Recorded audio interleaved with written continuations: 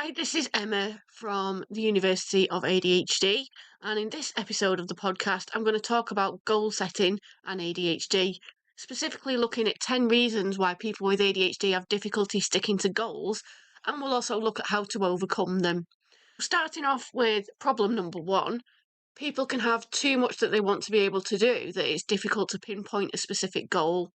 It's like having a sea of ideas or just a constant noise, so it's difficult to know what to focus on or to pick an idea to start planning around. It can help you to write your ideas down and rate them as high, medium, or low priority to help you to get the important things done. Problem number two is you can be great at the goal setting and planning stage, but unable to initiate and get started. So have a think about this if this is the case. Is it too overwhelming? Is it realistic? Is it something that you actually want? So you can break it down into smaller goals. You can also think maybe this goal isn't right for you right now. If it's something that you actually want to do and it will be beneficial to you, work on what steps that you want to start with first and also listen out for point five. If it's a case of ADHD block where it feels like there's a wall in the way, set a time, set a notification, and at that time, just get started. Challenge any negative thoughts that you might have about this and keep telling yourself that you can do this. So, point number three then is trying to achieve too many goals at the same time. If you try and do this, your brain will just rebel and it won't do it. Plus, you'll likely not have time to do all of the things, and it can just get confusing. So, you'll feel overwhelmed and you're setting yourself up to fail if you try and take on too many things at the same time. This will knock your confidence and make you think that you can't achieve things. So, focusing on one or two things at a time will be much more productive. So, point number four then is being unrealistic with time. People with ADHD have time blindness, so it's really easy to miscalculate how long something will take. Plus, you can end up hyper focusing on something and spending a lot of time on it and then burning out and giving up. Try not to put any unrealistic expectations on yourself, as this will just lead to you feeling bad about yourself. You can always ask someone that you trust to help you come up with a realistic plan and time frame. Point number five is overwhelm. So you've got your goal, but it seems too big and impossible, and you don't know where to start. So you don't. You need to break it down. Start off by thinking of what exactly you need to do to get there and create a step by step plan. The steps need to be small enough so that they feel doable, but challenging enough to keep you interested. This is a tricky thing to balance. For example, I'm not just going to stand up and do a marathon. That would be impossible. I'd create a training plan based on my current level of ability. I wouldn't start off with 1 mile runs because I can do more than that, and that would be boring for me, and I'd just stop doing it. But for somebody else, that 1 mile run might feel really daunting, so you have to individualise it. Number six is having an all or nothing attitude. So we've all done this at some point. You have a goal and you're on track, but then there's a minor problem, so you think, that's it then, there's no point trying. An example of this is you're on a health kick, eating healthy, going to the gym. You miss one gym session, so you think, I've messed up this week, I might as well start again next week. Or you eat a cake and the diet goes out the window until tomorrow or next week or never. People might have given up drinking and given into temptation on one occasion and then think one drink means I may as well go for it for tonight, or that I can't give up alcohol. It's okay for things to not go completely smoothly. It's okay to make mistakes. Don't let one little thing derail your progress. Just get back to it, learn from it, draw a line under it, and pick up where you left off as soon as you can. Number seven, you get bored. People with ADHD lose interest in things quite easily, and it's okay if you do.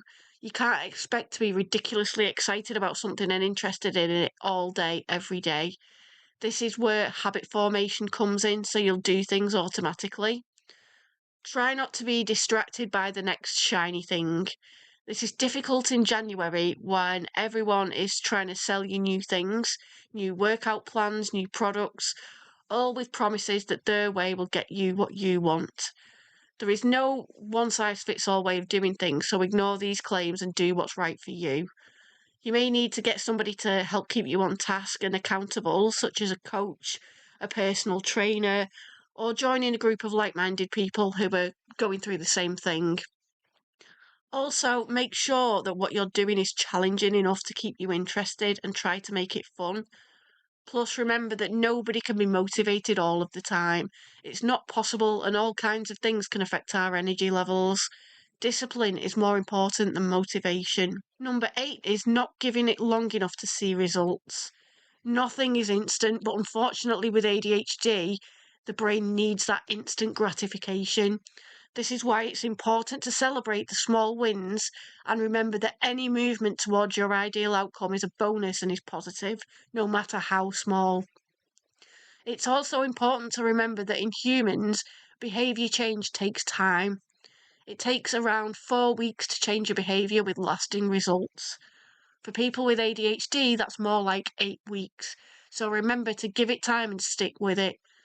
If you're still not seeing results, you might need to change the way that you're doing things. You can make those changes rather than just give up completely.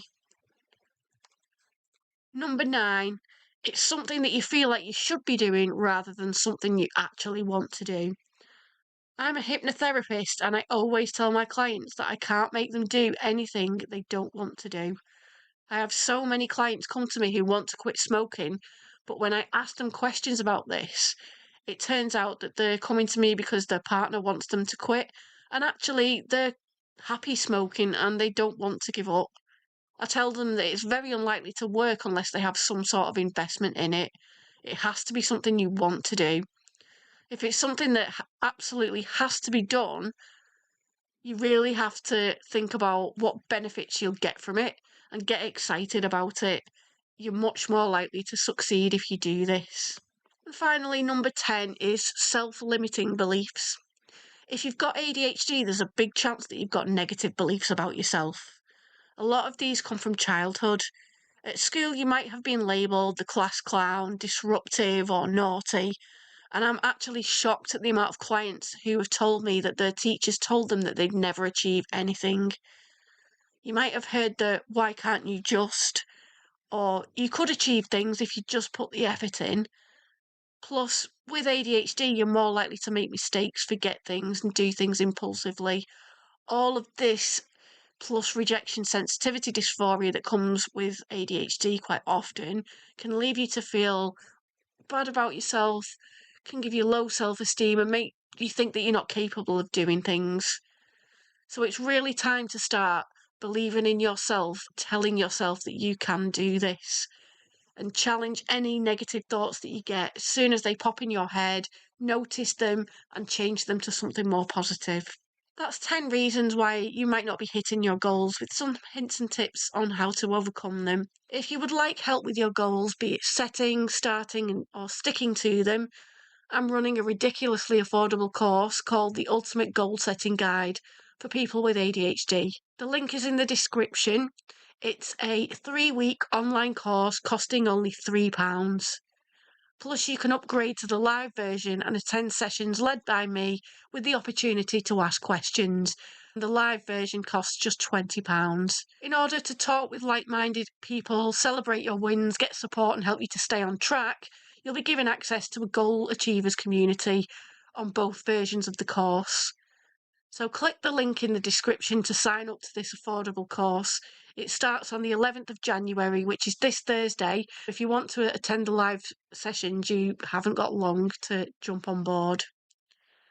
Next time, we'll be talking about executive functioning. Differences in executive functioning in people with ADHD are what causes most of the problems. So we'll be looking at how to turn those problems into advantages. This has been Emma for the University of ADHD Podcast. I'll see you then.